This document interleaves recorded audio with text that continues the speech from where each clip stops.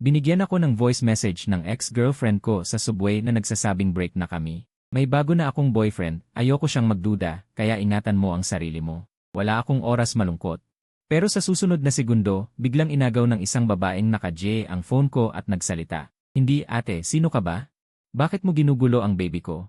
Biglang nagbago ang tingin ng lahat sa buong tren. Pagkasakay ko, nag-vibrate ang phone ko. Binuksan ko ito at nakita kong may mensahe si Sumenyaw. May bago na akong boyfriend, ayoko siyang magduda, ingatan mo ang sarili mo. Hindi, ano ba't may sakit ang taong ito?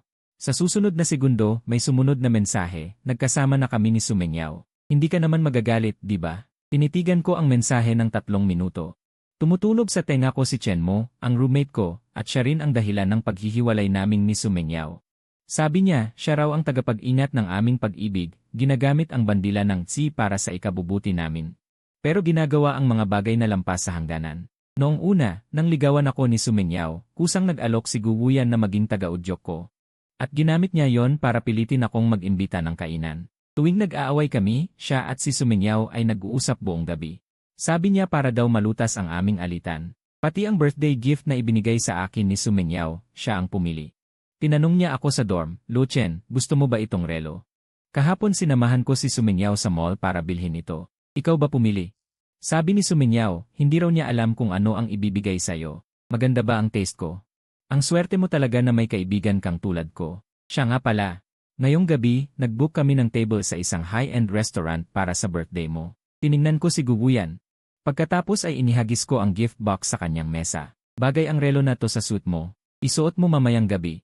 Pagkatapos, binuksan ko ang phone at nakipag-break ako kay Sumenyaw. Pero tinanong ako ni Sumenyaw, seryoso ka ba? Bakit? Dahil ang pag-ibig ay para sa 2 tao. Kung 3, yun ay tinatawag na laro ng baraha. Umalinggaw ang announcement sa tren. Naputol ang aking pag-isip. Tiningnan ko ang sunod-sunod na mensahe ng 2, kung sabihin na nagkataon lang. Hindi ako naniniwala. May isip ko na magkasama silang lumalabas. Tapos sabay na nagpapadala sa akin. Nag-isip ako sandali at naisip ko ang isang ideya. Napalingon ang aking tingin sa babae sa tabi, isang itim na sombrerong parang pato, nakatakip sa kanyang mukha. Suot ang headphone, tila nagpapahinga na nakapikit. Sa oras na ito, istorbohin siya. Baka masyadong bastos. Pero sa pagitan ng walang galang at pagtitiis, pinili kong maging walang galang. Inilahad ko ang daliri at marahang hinawakan ang kanyang braso. Excuse me. Istorbohin lang. Nadulas ang sombrerong parang pato at isang magandang mukha.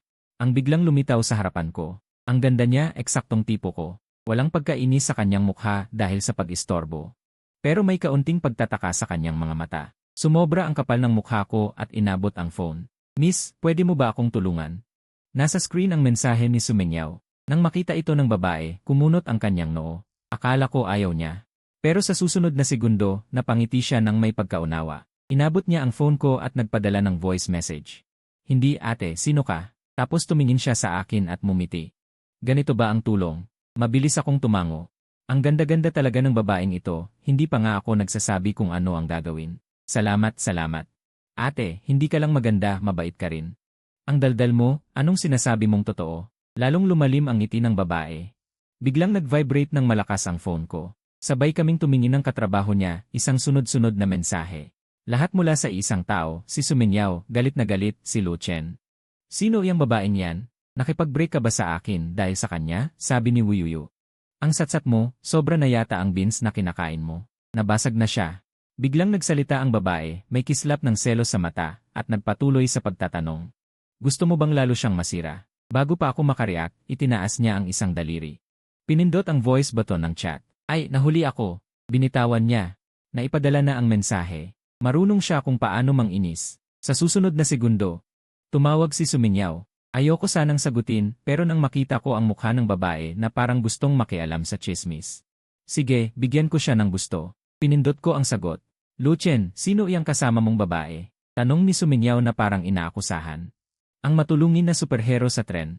Hindi ko naman talaga sasabihin yon, pero sa harap niya. Nahihiya rin akong sabihin ang salitang girlfriend. Sumenyaw, tumatawag ka sa akin. Hindi ba magsiselos ang kasalukuyang boyfriend mo? Sinadya kong tanungin.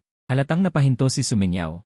Nag-post lang ako dahil hindi pa siya tapos magsalita, naputol. Babe, kung magsiselos ang kasalukuyan niyang boyfriend, hindi ko alam, pero ang kasalukuyan mong girlfriend, magsiselos ako. Biglang inilapit ng babaeng katabi ang mukha niya sa akin, mainit ang hininga sa kamay ko. Alam kong peke lang, pero ang tawag na babe na yon ay pinapula ako. Sinhan ni Sumingyaw sa kabilang linya. Luchen, ang galing mo talaga. Kaya pala bigla kang nakipag-break sa akin. Mas mabuti pang hindi ko malaman kung sino siya, kung hindi, sa bawat pagkikita, sasapakin ko siya. Pagkasabi noon, pinatay niya ang tawag. Sobrang absurd. Ang babae, bumalik sa pagkakaupo, at parang seryosong nagsalita. Panalo ka. Mas masakit ngayon ang ex-girlfriend mo kaysa sayo dahil walang babae. Na makakatiis na lokohin, lalo na kung malaman ito matapos makipag-break. Ang dami mong alam, naranasan mo na ba yan? Tumingin sa akin ang babae, walang ekspresyon. Sa tingin mo, mukha ba akong taong makakaranas ng ganitong bagay? Magagandang mata na tulad ng peach blossom, matangos na ilong na perpekto ang hugis, linya ng mukha na makinis at perpekto, isang mukha. Nahalatang hindi magdurusa sa pag-ibig, kundi magpapahirap sa iba. Salamat. Muli akong nagpasalamat sa kanya ng taos puso. Kung hindi dahil sa babaeng ito na parang Iron Man, hindi ako makakabawi kay Sumingyaw. Kapag naiisip ko na siya at si Guguyan ay magkasama, naiinis ako. Pero kapag naalala ko ang itsura niya kanina na nasira ang kwarto, gumaan ang loob ko. Biglang gumaan ang loob ko. Walang anuman. Ang pagdisiplina sa mga babaeng manloloko ay tungkulin ng bawat mamamayan. Ang galing ng moralidad at pag-isip mo. Mukhang estudyante ka sa kolehiyo. Sinubukan kong magsalita.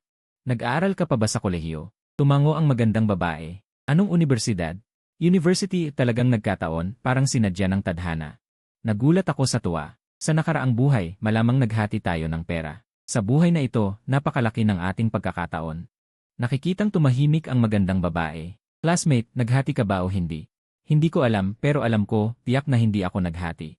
Sana maniwala siya na nag-abstract ako. Si Guguyan at ako ay sunod-sunod na bumalik sa dorm. Pagpasok niya, dumiretso siya sa akin. Inilipat niya ang katawan sa aking mesa. Luchen, bakit hindi mo ako ni-reply sa green bubble?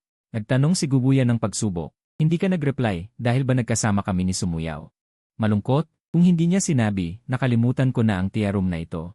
Dahil matigas ang ulo niya, kinuha ko ang phone, binuksan ang chat kasama si Guguyan. Nagpadala ako ng isa. Ayos, ngayon naka-reply na. Luchen, ano ang ibig mong sabihin? Tininala ko siya. Hindi ba ikaw ang nagpahabol sa akin na mag-reply? Nag-reply ako pero hindi ka masaya. Ang nakaupo sa tabi, si Linyu. Napatawa siya. Ano ang tawa mo? Itinuon ni Guguyan ang atensyon sa kanya. Tawa sayo. Ayaw siyang pansinin ni Guguyan at nagpatuloy sa pagsasalita sa akin. Luchen, matagal kang hindi nag-reply, nag-aalala ako hanggang ngayon. Natatakot ako na magalit ka sa akin at hindi ako pansinin. Siyempre, kahit na dapat kang magalit sa akin, pero ayaw ko talagang mawala ka bilang kaibigan. Bumaba ang boses ni Guguyan. Puno ng pagdadalamhati ang tono. Ganyan siya lagi, tulad noong una na dahil sa kanya at kay Sumingyaw. Na nag-away kami dahil sa magdamag na pag-chat. Sa dorm, umiiyak siyang humingi ng tawad sa akin, parang babae. Luchen, nakikita ko lang na nitong mga nakaraang araw, dahil sa away niyo ni Sumingyaw. Mukhang hindi ka masaya, kaya ginawa ko ito. Talagang para sa ikabubuti ninyong dalawa. Kung ayaw mo ng ganito, hindi ko na ulitin. Namumula ang kanyang mga mata sa kakaiyak. Siya ang walang sense of boundary, pero ginagawa niya akong parang nag-aaway ng walang dahilan, nanununtok. Luchen, totoo ang sinasabi ko. Kung ayaw maniwala, ipapakita ko sa iyo ang chatlog ang pinag-usapan namin ni Sumingyaw ay tungkol sa inyong dalawa. Totoo, tungkol sa aming dalawa, ayon kay Sumingyaw. Guguyan, kung si Luchen ay kasing lambot at mabait tulad mo, hindi kami mag-aaway. Siya ay laging may pagkabosi, madaling magalit at sumigaw. Minsan, sawa na ako sa kanya. Mingyaw, huwag mong sabihin yan tungkol kay Luchen. Tiyak na may dahilan ang galit niya. Tiyak may nagawa kang mali kaya siya nagalit. At saka hindi naman ako kasing galing ng sinasabi mo. Ilang daang pahina ng chat history. Pinakita niya sa akin itong ilang linya lang. Lalo akong nagalit nang mabasa ko. Alam kong sinasadya niya yon. Ganoon din ngayon. Alam mo ba, noong una akong niligawan ni Sumoyaw. Nagulat ako at agad ko siyang tinanggihan. Pero talagang hindi mo mapipigilan ang damdamin. Balak ko sanang hintayin na ilang buwan kayong hiwalay, pero paulit-ulit na tiniyak sa akin ni Sumoyaw na wala na siyang nararamdaman para sa iyo. Kaya pumayag ako. Sabi ni Sumoyaw, isang araw sabay kaming mag-imbita sa iyo na kumain. Bilang paghingi ng tawad, Luchen, kailan ka ba libre? Hindi ako libre kahit kailan, dahil natatakot ako na baka hindi ko mapigilan na ihampas ang pinggan sa mukha nilang dalawa. Nagsimula akong magmuni-muni. Siguro noong una ay sobra akong mabait kaya naisip niya na madali akong kausap. Inihampas ko ang cellphone ko sa mesa. Guguyan, hindi ako bangka ng dayami. Huwag mo sa akin itutok ang espada mo. Guguyan, tapos ka na ba magpanggap? Noong kasama ko si Sumingyaw, ang mga balak at ginawa mo, ayaw ko na lang banggitin. Sobra na ang pagbibigay ko sa iyo ng respeto. Akala mo kung sino ka na? Nakipaghiwalay si Sumingyaw at pumili sa iyo. Sa tingin mo ba espesyal ka? Sobrang proud? Ang itinapon ng iba. Itinuturing mong kayamanan. Pumunta ka rito at dami mong sinabi para lang makita ako. Na magmumukha akong malungkot dahil magkasama kayo. Para masiyahan ka, di ba? Pasensya na. Hindi ako kasing galing mong magpanggap. Hindi ko magawa. Hindi ko inaasahan. Nadiretso ko siyang titikilin sa iniisip niya. Ang mukha ni Guguyan sa oras na yon. Parang atay ng baboy na laging mura. Nanginginig ang boses niya. Luchen, sobra naman yata ang sinabi mo ngayon. Guguyan, sasabihin ko sa'yo. Hindi lang ngayon. Kung ayaw mo sa sinasabi ko, pwedeng hindi ka makinig. Umalis si Guguyan na galit. Sa wakas, tahimik na ang paligid. Linyu, hinampas ako sa balikat at itinaas ang hinlalaki. Pare, bakit sobrang lakas ng diskarte mo ngayon? Dati naman, pikit mata ka lang sa kanya. Isinalaysay ko kay Linyu ang nangyari sa high-speed rail ng detalyado. Pumalakpak si Linyu. May ganitong magandang pangyayari pala. Bakit hindi ako nakakita ng ganyang magandang babaeng tumutulong sa high-speed rail? Iyon ba ang mahalaga? Biglang naging interesado si Linyu. Pero sabi mo taga-school natin siya, ano pangalan? Hahanapin ko sa campus wall. Sabay bukas ng cellphone. Muyongsi, Fine Arts Department. Meron nga, may litrato pa, ang ganda. Inangat ni Linyu ang cellphone sa harapan ko. Ang nakita ko ay ang litrato ni Muyongsi na pinalaki hanggang sa buong screen. Dahil sa galaw ng paghagis ng tennis ball. Napakaganda ng buong itsura niya. Napabulala si Linyu. Ang sarap ng pinagkakakilanlan mo. Hindi ko pa siya nakikilala. Pinindot ko ang green bubble avatar ni Muyongsi. Ang kanyang timeline mas malinis pa sa mukha niya. Ang gusto kong makilala siya ay wala akong magawa, hindi katulad ko. Buhay na puno ng kamalian, nakaayos na mga kaibigan, sabi ni Linyu. Tama nga, bukas ay karawan ng monitor, pupunta ka pa ba? Pupunta, bakit hindi? Hindi naman ako natatakot na sa oras na yon. Makita mo si Guguyan at Sumingyaw na nagpapakita ng pagmamahalan, okay lang. Sila ay magpakita ng kanilang pagmamahal, ako naman ay kakain, akala ko. Hindi ka makakain dahil sa inis, hindi ko maintindihan ang pag-aakala ko sa kanya, sila ay nagpapakita lang ng pagmamahalan. Hindi naman sila tumatay sa harap ko, bakit ako hindi makakain? Kinabukasan sa loob ng pribadong silid may tumawa. Sumingyaw, hinahangaan kita, ang dalawang pinakapopular na lalaki sa klase ay nasakop mo, isang bagong kasintahan. Sa kanan ay isang dating pag-ibig, Sumingyaw, pakikipanayam kita. Mas gusto mo ba ang dating o ang kasalukuyan? Dahil sa alak, marami na ang nagsalita ng sobra, hindi ko napigilan ang pagkunot ng noo. Ang tanong na ito ay napakawalang respeto, hindi agad sumagot si Sumingyaw, tumingin lamang siya sa akin. At nang magtama ang aming mga mata, umiwas siya ng tingin, pagkaraan ng ilang sandali. Sumandal siya sa balikat ni Guguyan at nagtanong, ano sa tingin nyo? Kahit na nakakainis, may mga taong mahilig manood ng gulo at hindi naawa. Luchen, mukhang hindi ka masaya, baka may natitira ka pang pag-ibig kay Yao Jie. Wala, huwag mong itanggi. Luchen, naintindihan namin lahat dahil si Yao Jie namin ay napakahusay. Hindi ba? Parang hindi nakakaintindi ng salita ang mga taong ito, tiningnan ko ang mga nagsalita. At tumingin kay Sumingyaw sa tabi, 4 na salita ang pumasok sa isip ko, parehong mabaho. Labis akong nagsisi na dati ay nabulag ako at nakipagrelasyon kay Sumingyaw, parang nadikit sa tae. Nakakadiri, pasensya na, nahuli ako. Biglang bumukas ang pinto ng pribadong silid, isang pamilyar na boses ang narinig ko, tumingin ako. Si Muyongsi pala, napakabuti, si Muyongsi. Bigla akong tumayo, nandito ka na. Nandito ka na. 2 boses ang sabay na tumunog, ako at ang monitor, nagulat na tumingin sa akin ang monitor. Kilala mo siya? Ah, kaibigan pala siya ng monitor ng klase, lalo akong naniwala. Nasa nakaraang buhay ay sumayaw kaming magkasama, tumango ako, siya ang kasintahan ko. Nagtagpo ang aming mga tingin ni Muyongsi, pinalakpakan ko siya ng pahiwatig, bahagya siyang nagtaas ng kilay. May kislap sa kanyang mga mata na hindi maintindihan, pagkatapos ay mumiti siya ng may malalim na kahulugan. Tama, ako ang nobya niya. Matapos sabihin yon ni Muyongsi.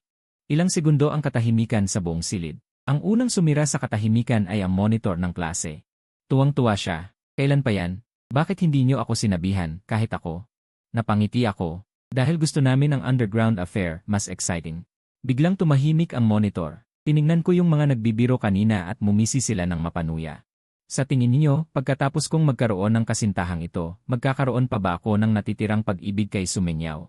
Sa sandaling iyon, ang mga ekspresyon sa mukha nila ay talagang kahanga-hanga, lalo na si Sumingyaw, biglang nanlamig ang mukha. Ang nakaupo sa tabi ko ay si Linyu. Nang lumapit si Muyongxi sa akin, walang sabi-sabi siyang. Mabilis na tumayo at pinaupo siya. Pagkaupo ni Muyongxi, inilapit niya ang ulo sa tenga ko at pabulong na nagtanong, sino sa kanila ang ex mo? Ang tunay na katangian ng tao, talagang mahilig sa chismis. Kahit siya ay hindi naiiba. Inis kong sagot, ikatlo mula sa kaliwa mo. Hindi sinasadyang tumingin ako roon. At nakita ko si Sumingyaw na puno ng galit, mga matang nakatitig sa akin ng matindi. Si Muyongxi ay nagkomento pa, ang pangit ng panlasa mo. Hindi ko talaga masasagot iyon. Biglang nagsalita si Guguyan, Luchen, bakit ang bilis mong magkaroon ng bagong nobya? Bakit hindi mo nabanggit sa grupo? Ganito pa rin ang kanyang sarcastic na tono, parang hindi marunong ang iba.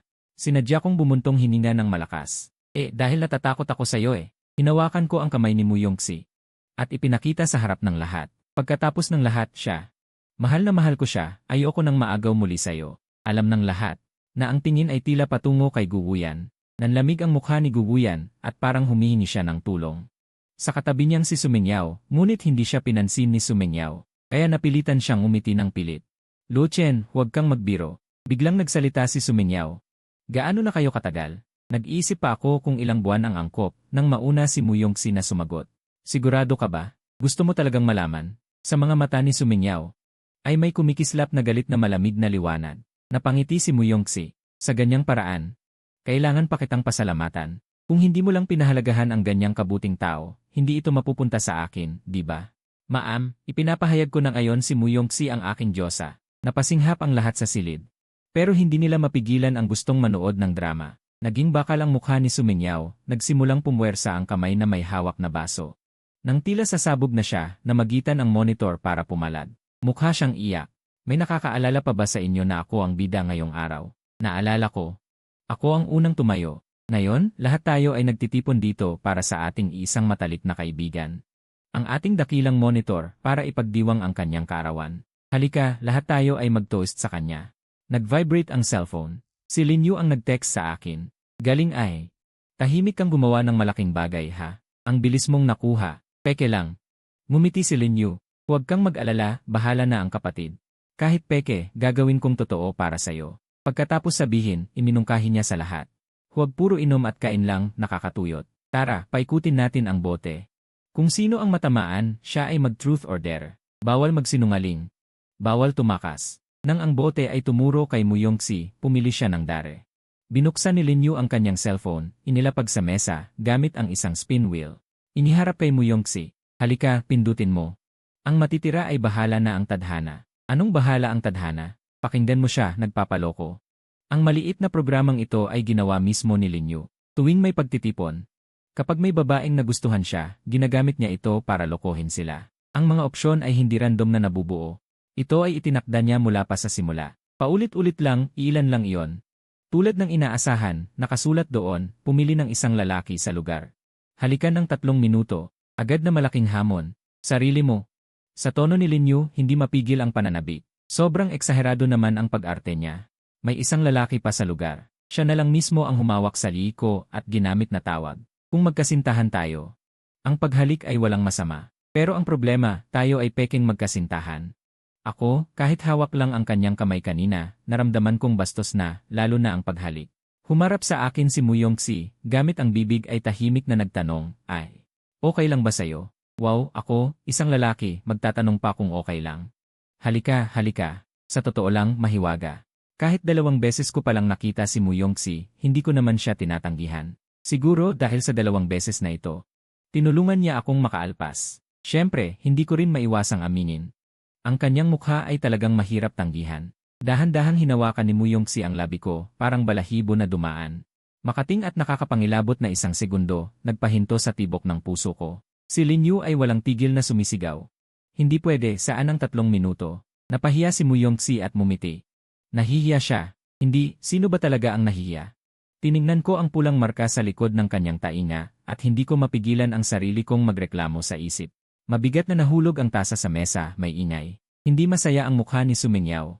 May bahid ng pagkairita, pwede na ba ang susunod na round? Pagkatapos ng party. Nagbayad ang monitor. Naghintay kaming 3 ni Muyongxi at Lin Yu sa likod. Sumakay kami ng isang taxi pauwi. Si Sumingyaw na umalis na ay biglang bumalik. Walang sabi-sabi, sinampal ang mukha ni Muyongxi. Hindi nakaiwas si Muyongxi, napalingon ang mukha sa kabilang side. Pula ang mga mata ni Sumingyaw. Sinabi ko, sa bawat pagkikita natin, sasampalin kita. Hindi pa siya natatapos. Pero sinampal ko siya. Si Muyongxi na handa ng gumanti ay tumigil sa kanyang gagawing suntok. Dahil sa sampal, nang hina si Sumingyaw. Parang nawalan siya ng bait at sasugod, pero hinawakan siya ng monitor na dumating. Sumingyaw, lasing ka na. Tumigil ka na. Ihahatid kita. Tiningnan kami ni Linyu ni Muyongxi. Agad sumang-ayon. Ganyan si Sumingyaw, baka hindi kayanin ng monitor mag-isa. Tutulungan ko siya. Mauuna na kami. Kayong dalawa, sumakay na lang ng taxi. Pagkasabi, nagmadaling umalis siya. Humiram ako ng gamot sa front desk. Handa kong linisin ang sugat sa mukha ni Muyongxi. Napakunot-no ako. Ang bigat ng kamay ni Sumingyaw. Talagang mabigat. Inaliw ako ni Muyongxi, okay lang. Tingnan mo, hindi rin magaan ang sampal mo. Mahinang ilaw ang tumatama sa mukha ni Muyongxi. Ang kanyang mga mata ay puno ng kislap. Ilang hibla ng buhok sa noo niya, medyo magulo. Makapal at itim na pilik mata, malinaw ang bawat isa, bahagyang nanginginig. Hindi ko na malayan na pinalambot ko ang paghawak sa kanyang sugat. Bigla akong kinabahan. Pasensya na. Binuksan ni Muyongxi ang kanyang mga mata. Mahinahon, hindi naman ikaw ang sumampal, bakit ka humihingi ng tawad? Napabuntong hininga ako. Kung hindi ko lang hiniling na magpanggap kang girlfriend ko, hindi sana nangyari ito. Kumurap ang mga mata ni Muyongxi, saka may mahinang tawa mula sa kanyang dibdib. Bakit hindi mo sinabi na sana hindi ka nalang humingi ng tulong sa high-speed rail? Nagmatigas lang ako para lang manalo sa argumentong iyon. At saka tumigil sandali si Muyongxi, saka nagpatuloy. Paano mo nalaman na hindi ko rin gusto? Nung gabing iyon, hindi ako nakatulog. Paulit-ulit akong umikot sa kama, puno ng sinabi ni Muyongxi. Paano mo nalaman na hindi ko rin gusto? Dam, ito ay pag-ibig. Totoong naging totoo ang hula. Kaya niyang magdulot ng hirap sa iba. Kinabukasan, nung nakita ako ni Lingyu, napasigaw siya, Luchen, nagpuyat ka na naman at nagnakaw ng aso. Wala, talentado ako. Hindi sinasadyang dumako ang tingin ko sa mesa ni Lingyu. Nakita ko ang libro, lumiwanag ang mata ko. Lingyu, pahiram ng iyong set 6 materials. Pumasa ka na sa set 6, bakit kailangan mo pa ang practice book? Pangsalo ng noodles. Hindi ito ordinaryong practice book. Ito ang aking Biblia patungo sa pag-ibig. Binuksan ko ang chat kay Muyongxi at nag-type. Pumasa ka na ba sa set 4 at set 6? Kung hindi ka pumasa, sama tayong mag-aral sa library. Hindi pwede, kahit aso titingin lang sa ulo. Di alam ng iba, akala naghahanap lang ng study buddy. Buburahin ko at I-type ulit. Nako, Lu. Malapit na ang set 6 exam, hindi pa ako nag-review. Pumasa ka na ba? Kung hindi, sama tayong pumunta sa library. Kahinaan ng lalaki. Kahinaan ng babae. Ang screen ay nagpapakitang inagtatype, pero biglang naging berdeng bula. Paulit-ulit, sumasabay ang tibok ng puso ko sa galaw nito. Matagal na lumipas. Sumagot si Muyongxi ng ngisige. Hindi. Isang ngisige lang, kailangan pa bang mag-type ng ganoon katagal? Mas mabilis pa mag-type ang 80 taong gulang kong lola kaysa sa kanya. Nag-type ako ulit, nagtanong, kailan? Bahala ka. Kasunod nun, nagpadala siya ng sarili niyang schedule. Nagsaya ako sa tuwa. Di bukas, 1:00 ng hapon, sa harap ng library. Magkita tayo doon. Kinabukasan sa library, tinitigan ko ang set 4 exercise book ni Muyongxi. Napaisip ako, mukha kang hindi aral na hindi pumasa sa set 4. Kung gusto mong mag-review, dapat set 6 na. Mukha akong matalino, pero hindi naman talaga. Hindi naman pwede ipakita lahat ng bagay. Biglang tumigil ang tingin ni Muyongxi. Sinundan ko ang kanyang tingin. Sa pabalat ng set 6 materials na inilabas ko, nakasulat ang salitang Linyu. Nako, puta. Si Linyu, hindi man lang nabuksan ang libro, pero ang bilis niyang isulat ang pangalan. Napahiya akong ngumiti. Ito ay sa roommate ko, pumasa siya noong nakaraang semestre, kaya binigay niya sa akin ang materials. Dahil magtipid sa papel, protektahan ang mga puno, simulan sa akin. Mula sa maliliit na bagay, tama ba? Minsan hinahangaan ko ang sarili ko. Sa kakayahang magsalita ng walang katotohanan. Ngumiti si Muyongxi, kaya kailangan kong magpasalamat sa mga puno para sa'yo. Hindi naman kailangan iyon. Tinitigan ko ang reading comprehension sa harap ko. Hula-hula lang. Hindi naman talaga ako nag-aaral, magkunwari lang. Sumilip ako kay Muyongxi na nasa tapat. Isang kamay niya ang nasa ulo, ang isa'y umiikot ng ballpen. Mukhang hindi rin siya seryosong nag-aaral. Matagal na walang kilos si Muyongxi, pero bahagya siyang umiti. Bigla siyang tumingin sa akin. Hindi ko na naibalik ang tingin ko, kaya nagkatitigan kami.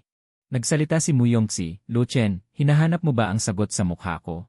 O naghahanap ng translation? Ay, nahuli ako. Nagpakatatag ako at sumagot, napagod lang ako sa pag-aaral, kaya sumilip ako. Sa mukha mong nakakapagpasaya, para magkaroon ng lakas magpatuloy sa pag-aaral. Pero nakatitig ka sa akin ng matagal. Mas matagal pa kaysa sa ginawa mong pagbasa ng comprehension na yon. Sa araw na ito, gaya ng dati, nakaupo ako sa classroom at nagpapadala ng mensahe kay Muyongsi. May dalawang uri ng pinakamaliwanag na liwanag sa mundo. Ang isa ay ang araw, at ang isa ay ang anyo ng mga taong nag-aaral na nagsusumikap. Ngayon ay may araw na, kulang na lang tayong dalawang nag-aaral, kaya Muyongsi, sama-sama tayong pumunta sa library. Hindi sumagot si Muyongsi ng matagal. Hindi dapat ganito, dati naman siya laging nagre-reply agad. Sobra na kaya siyang napagod sa pag-aaral nitong mga nakaraang araw. O ako kaya ang dahilan? May nagawa ba akong hindi maganda na nakasira ng mood niya? Buong klase, seryoso akong nagmuni-muni. Habang nagmumuni-muni, lalo akong nagsisi. Ang paglalandi talaga ay puno ng pighati, pero biglang nagbago ang lahat. Dahil may nag-vibrate na phone ko, lumabas ang mensahe ni Muyongsi, nagka-test lang sa suitang. Hindi ko napansin ang phone. Tapos na ngayon. Naghihintay ako sa labas ng classroom mo. Sa labas ng classroom, tumingin ako sa pintuan, nakatayo si Muyongsi sa pasilyo. Parang gusto niyang huminto, tumingin siya sa akin at nagtaas ng kilay. Mula sa likod, narinig ko ang mga usapan ng isang grupo, hindi ba yan si Muyongsi mula sa Fine Arts? Ang ganda-ganda niya talaga. Sino kaya ang hinihintay niya rito? Si Lu Cheng siguro. Nabalitaan ko, dahil kay Lu Cheng, sinaktan siya ni Sumenyaw.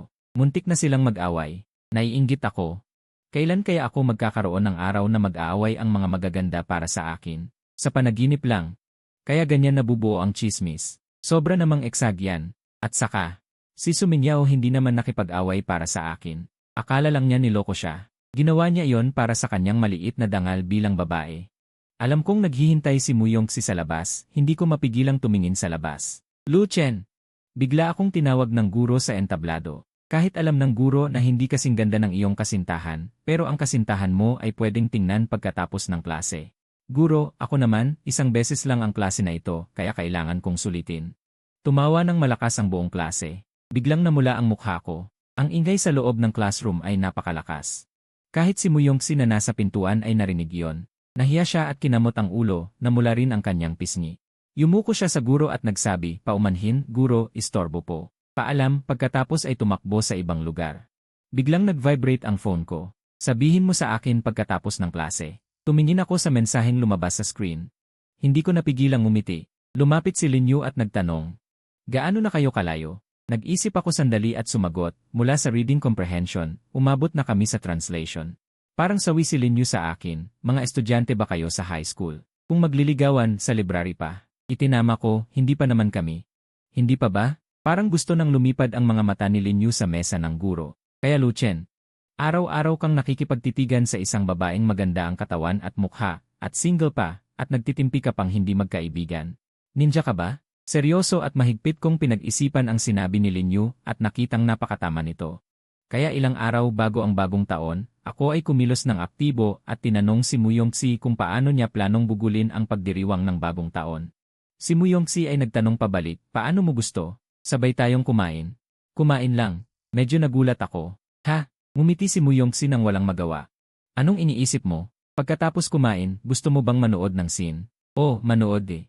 Namula ang mukha ni Anshio at mahinang sinabi, naisip ko lang ng sobra. Sa gabi ng bagong taon, ang buong dormitoryo ay may kanya-kanyang plano, lahat ay abala sa paghahanda. Maliban kay Guguyan na nasa balkonahe at tumatawag kay Sumenyaw, tila nag-aaway sila. Lalong nagiging matindi ang usapan. Sumenyaw, ngayong gabi ay bagong taon, hindi mo kasama ang boyfriend mo. Pero sasama ka sa kaibigan sa bar. Bakit hindi mo ako isama? Anong klaseng kaibigan? Lalaking kaibigan, di ba? Akala mo hindi ko alam ang mga ginagawa mo. Sumenyaw, kadiri ka. Si Guguyan ay napasigaw ng malakas, pinatay ang tawag. Tahimik akong nakipagpalitan ng tingin kay Linyu. Walang nagsalita. Lumabas si Guguyan mula sa balkonahe, at nang dumaan sa likod ko. Tumigil siya at galit na sinabi, Lu Chen, nakikita mo ako ngayon sa ganitong kalagayan. Masaya ba ka sa puso mo? Sagot ko ng ganoon. Hindi niya inaasahan na diretsyo ako, napatigil sandali si Guguyan. Nagmamadali akong makipagkita kay Muyongsi.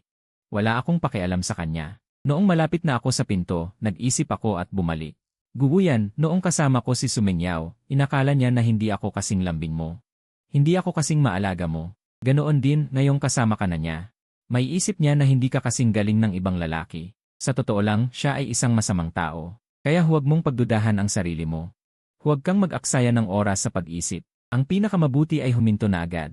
Noong aalis na ako, Si Guguyan ay nanatili pa rin sa kanyang kinatatayuan. Sa totoo lang, kung hindi natin pag-uusapan ang tungkol kay Guguyan at Sumengyaw, siya ay mabuti rin sa akin.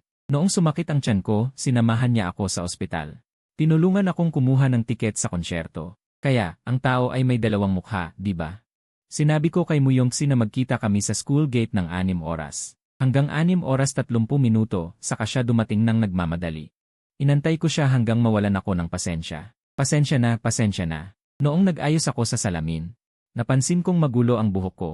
Inisip ko na napakahalaga ng araw na ito, kaya nagpagawa ako ng buhok. Pero hindi ko inaasahan na ang salon ay maraming tao na tulad ko, nagmamadali lang sa huling minuto. Matagal akong pumila. Habang nagsasalita, unti-unting bumaba ang boses ni Muyongsi. Kaya nagbago ang ayos ng buhok niya. Dagdag pa ang suot niya ngayon, ang ganda at pino ng kasuotan ng isang dalagang mag-aaral. Ang kagandahan ay bumabalot sa kanya. Nang makita niyang tahimik ako, agad siyang nagdagdag. Luo Chen, huwag kang magalit, sumusumpa ako. Simula ngayon hindi na ako mahuhuli pa. Hindi ako galit, nag-isip lang ako. Ang sinabi ni Muyongsi kanina, ang araw na ito ay mahalaga dahil kasama ko siyang mag-New Year. Kaya naman mahalaga. At saka, sa harap ng mukha niyang ito, kahit gaano pa kalaki ang galit ko, nawawala. Sa gabi ng bagong taon, napakaraming sasakyan. Napakahirap ng traffic. Nakikita naming 200 hanggang 300 metro na lang ang layo sa destinasyon. Napagpasyahan naming bumaba at maglakad. Ang hangin ng taglamig ay umiikot sa mga nalaglag na dahon. Malamig na malamig, hindi napigilan ni Muyongsi ang panginginig. Hubad ko ang aking jacket. Ipinatong ko ito sa kanya. Tiningnan ako ni Muyongsi na naka-long sleeves na lang ako. Nag-aalalang tanong niya, ibinigay mo sa akin ang jacket mo, hindi ka ba ginawin? Sandali, napatawa si Muyongsi. Ang childish mo naman. Napansin ko na may maliit na hibla ng buhok sa dulo ng kanyang ilong. Teka, huwag kang gumalaw. Napakasunuri ni Muyongsi, kahit ang mga mata niya ay hindi gumagalaw sa akin. Itinaas ko ang kamay ko upang tanggalin yon. Ang init na hininga ni Muyongsi mula sa kanyang ilong ay tumama sa likod ng kamay ko. Isang pangingilig na pakiramdam ang nagpapaalala sa akin ng halik noong araw na iyon sa laro ng katotohanan o hamon. Nang hindi ko namamalayan, nasabi ko ng biglaan. Muyongsi, gusto kita. Tayo na. Ang mukha ni Muyongsi sa isang iglap ay naging seryoso, parang may alam na bata. Hindi ba ito ang karaniwang reaksyon ng normal na tao matapos marinig ang isang pag-amin?